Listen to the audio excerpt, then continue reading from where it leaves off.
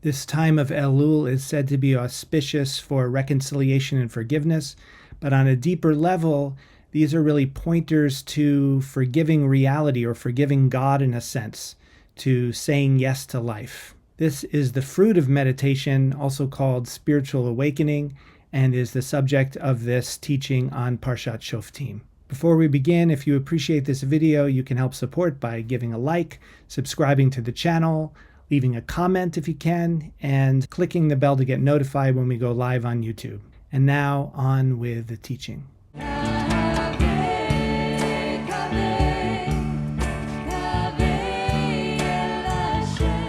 And it starts in a very evocative way, Shema Yisrael.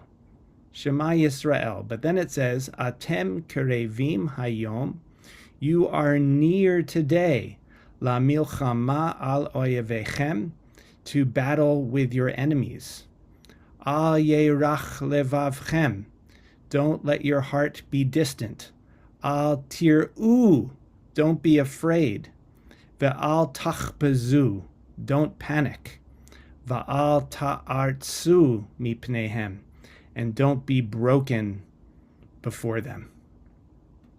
So there's a connection in what we're looking at here with regard to battle and enemies, which of course on the literal level is talking about a big political reality of the people going to battle against other nations. But in this time of Elul, the practice is to bring attention to our relationships with others in order to make a reconciliation, in order to heal the wounds of seeing other people as our enemies, whether those wounds were created by what we perceive they did to us, or whether the root is something we perceive we have done to them. But on a deeper level, our ability to make any kind of reconciliation with another person really has its root in whether we can reconcile with life as we tend to resist it, as we tend to make ourselves distant from it. In other words, can we make friends with our own lives?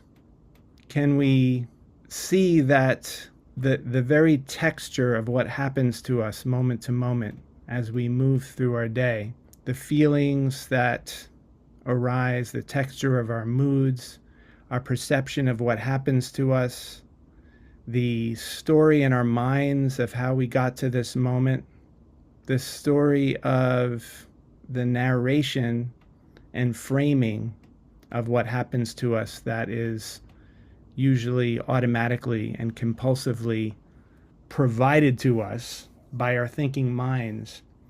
Can we make friends with all of that? There's an intimate connection between our ability to be in healthy relationship with other people and this deeper level of being in a healthy relationship with our own experience, which really means being friends with the present moment.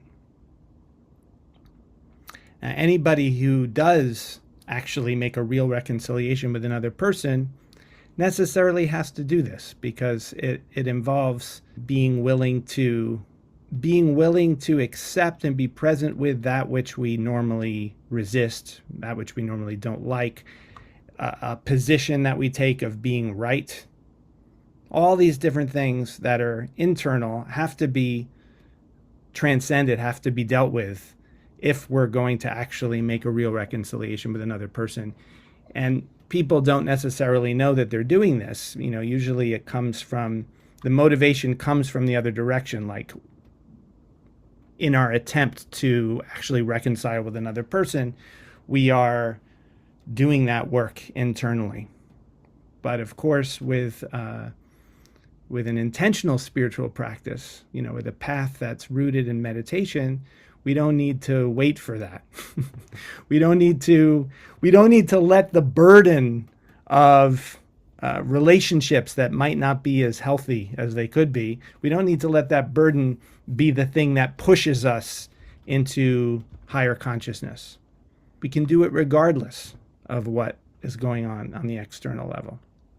There's a wonderful story that illustrates really the relationship between these two different levels, the level of relationship with others versus relationship with our own experience. The story is that Rabbi Yitzchak of Vorki once happened to visit Rabbi Menachem Mendel on Shabbat, who at that time had just begun to live in great seclusion and received only close friends, like the Rabbi of Vorki. "Why," asked Rabbi Yitzchak, "have you gone to such extremes in withdrawing from people?" Rabbi Mendel replied, "The answer is in the Parsha we read today." And this is a different Parsha from the Parsha we're looking at today, Parshat Truma. "V'yikchu li teruma," they shall take for me an offering. Meaning, when one wishes to take the divine path, right? When one wishes to acquire the proper path to God realization, one must make some kind of offering. That is, they must offer up all companionship, not only that of evil people, but also of good people.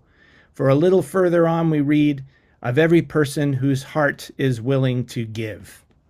And so he's using this verse from the Torah, which is really about making sacrifices.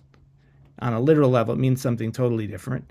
But he's using this as a proof text for being a recluse, saying he has to offer up all of his relationships so that he can get to God. He can't achieve closeness with God as long as he's bombarded by people. That's another way of saying it.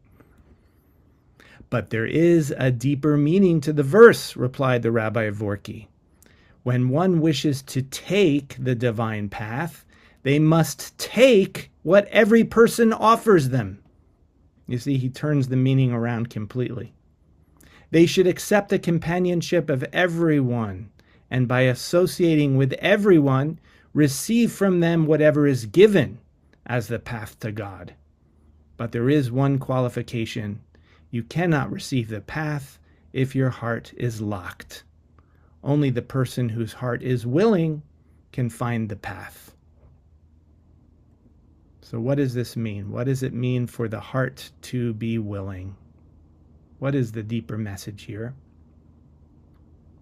Coming back to our verse, "Al yerach levavchem," don't let your heart be distant. The path to God appears when we bring our hearts close to what is actually being given in the moment. Meaning, when we bring our awareness into connection with the truth of our actual experience now. So we can begin to do that even as we're learning this Torah, bringing the heart into connection with our actual experience now. This is because that which we call God is, in fact, not something separate from our awareness, not something separate from whatever it is we encounter. How do we know this? Shema Yisrael. Listen or become aware, Israel. This verse begins like the other better-known verse, which proclaims the divine oneness, Hashem Echad, God is one. But in case we're in denial about what oneness actually means, it doesn't mean there's just one God. It's actually an instruction when it tells us that God is one. Atem kerevim hayom lemilchama al oyevechem. You are close today to the battle against your enemies. So this word for close, kerevim, can mean not just close by in space, but close in intimate connection. Hayom, today, of course, means now. So it is saying, open yourself, come close to this moment. We need this instruction because when we experience emotional pain, the tendency is to recoil, to contract, to project blame upon something we imagine to be the source of our pain. The imagined source, a person, a situation, whatever, seems to be our enemy. But here it reminds us, come close to that urge toward battle. Notice this unconscious impulse. Be the awareness of the impulse. Al yerach levavchem. Don't let your heart falter. This word for falter, yerach, is a different form of the word for hip, yarech. The place where Jacob was struck when he wrestled the angel, after which he limped, hence the connection with falter. But the hip is also a euphemism for the reproductive organs, the part of the body that is usually covered, usually hidden. So we might retranslate al yerach levavchem to mean don't hide your heart. Together we can understand the two meanings of falter and hiddenness to mean don't cripple your heart by hiding it away. Don't cripple your heart by hiding it away. Don't contract. Don't deny. Don't split yourself in two. Whatever pain arises is literally made out of your own awareness. Be present with it and don't be ruled by it. As it says, Al tir'u va'al tachpezu. Don't fear your own fear.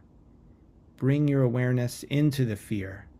Relax. Don't panic. Don't buy into the drama. Simply feel what is there to be felt. Va'al ta'artzu mipnehem.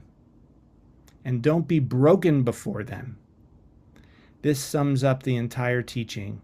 Don't divide yourself by imagining there is something in your experience that is separate from you.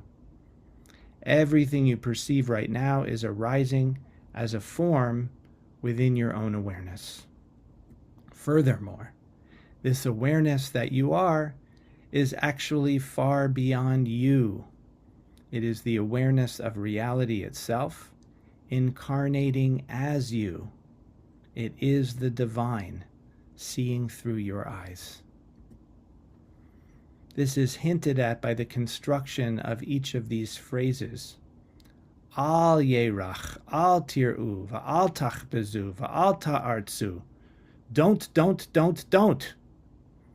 The word for don't, al, with a slight vowel change, can also mean to.